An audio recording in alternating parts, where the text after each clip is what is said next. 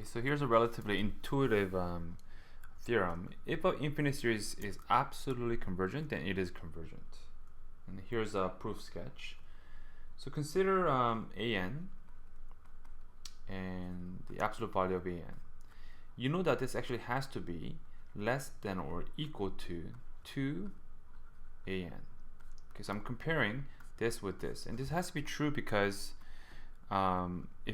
because an is either, right, it's either positive, right, or negative. If it was positive, then it would be exactly the same thing. If it was negative, it'll be a bit smaller.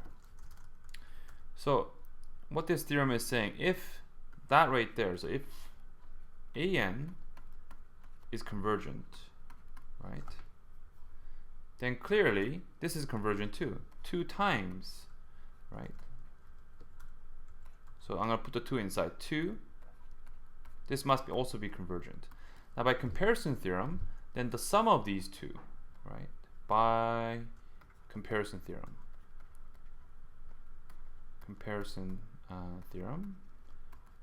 then we know that the sum of an plus an also must be converging, right? Because the bigger general term is also converging, so the smaller one must be also be converging. So if you distribute this using the sigma property, you get sigma an and sigma absolute value of an. Since this is converging, we know that this also must be converging. Okay, so that's the idea of it. Okay, so if it's absolutely convergent, then it is convergent. Okay, so let's consider this infinite series, and we have a sine of angle of pi over 2 times by 2n minus 1. Now when you put n is equal to 1, you get sine of exactly 2n minus 1, that's exactly 1, so pi over 2, which is equal to 1. When n is equal to 2, you get sine of 3 pi over 2, right, which is negative 1. So the pattern continues this way.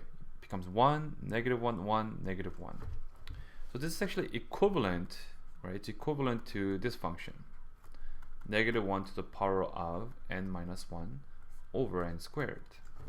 So let's consider the absolute value, right? Absolute value of that general term. So consider this,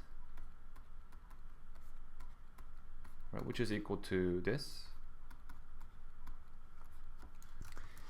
And we know already that by p-series test that this is converging, okay? And we're saying that this is actually always bigger than this, right? Since the absolute value of it is always converging, we can say the series given with sine, right, pi over 2, 2n minus 1 over n squared is also converging. Okay? In fact, it's absolutely converging.